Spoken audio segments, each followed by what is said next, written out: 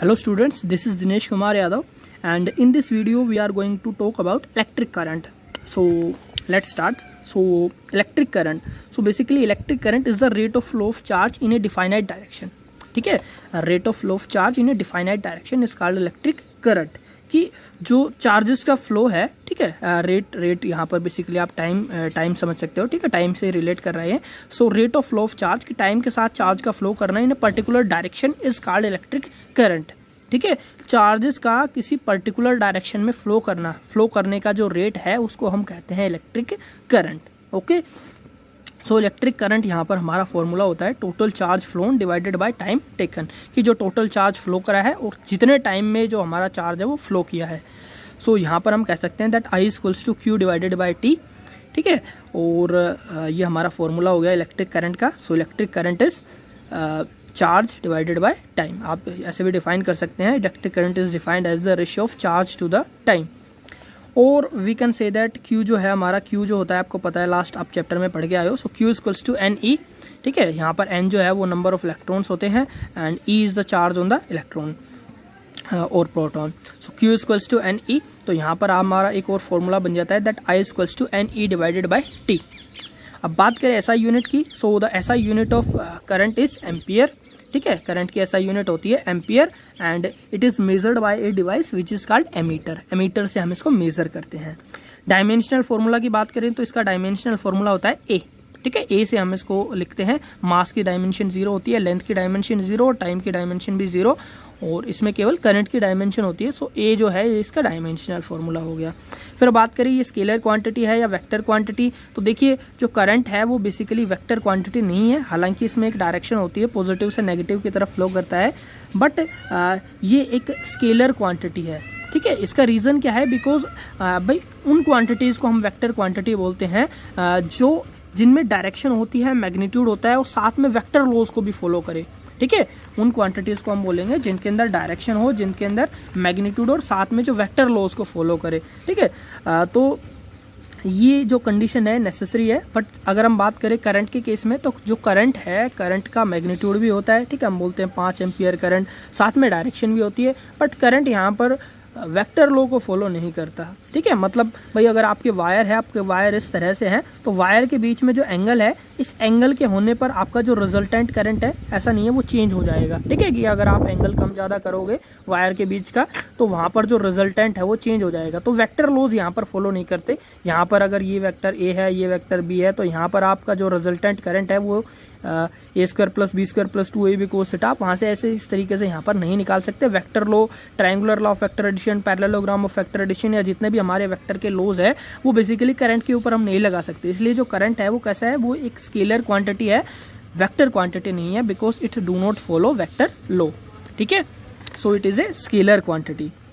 Next अगर बात करें डायरेक्शन की, तो देखिए डायरेक्शन जो होती है, तो अगर हम इलेक्ट्रॉनिक करंट की बात करें तो इलेक्ट्रॉनिक करंट का मतलब है यहाँ पर जो इलेक्ट्रॉन के कारण करंट फ्लो कर रहा है. तो आपको पता है इलेक्ट्रॉन जो है उस पर नेगेटिव चार्ज होता है, तो इलेक्ट्रॉन नेगेटिव से पॉजिटिव की तरफ मूव करता है. ठीक है, इलेक्ट्रॉन जो है वो नेगेटिव से पॉजिटिव की तरफ मूव करता है. भाई ये जैसे आपने एक बैटरी यहाँ पर लगा रखी है, तो बैटरी यहाँ पर एक पोटेंशियल प्रोवाइड कराएगी करंट के लिए.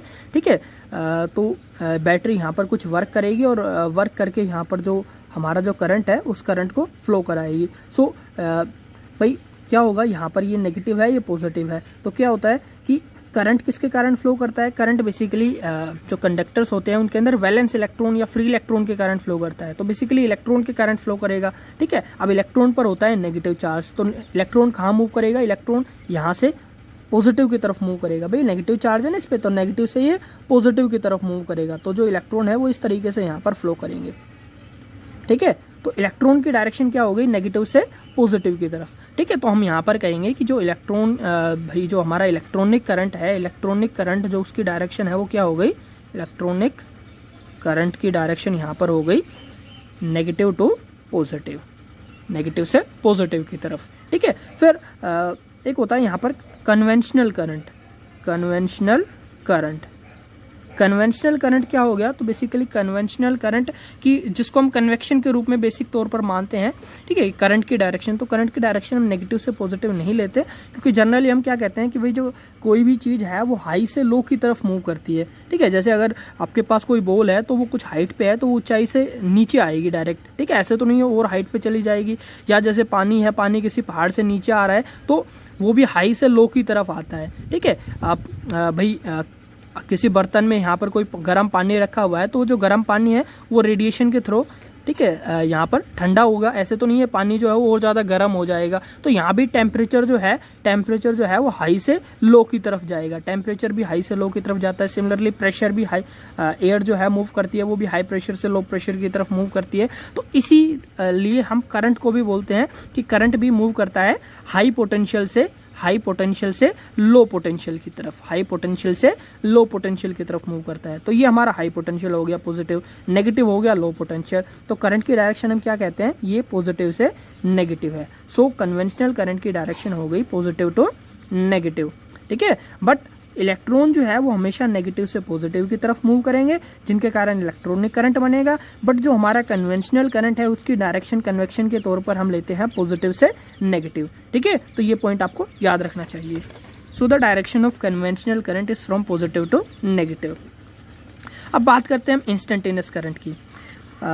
सो if del Q charge flow for very small time del T, ठीक है, अगर हमारा डेल क्यू जो चार्ज है वो फ्लो कर रहा है बहुत ही छोटा टाइम है डेल टी, ठीक है, and del T is near to zero, इतना छोटा है कि जीरो के काफी नजदीक है, ठीक है। डेल क्यू चार्ज फ्लो कर रहा है बहुत ही कम टाइम में, then current is called instantaneous current. तो वहां पर हम उस करंट को क्या कहते हैं, इंस्टेंटेनियस करंट बोलेंगे, and which is given by I is equals to del Q divided by T.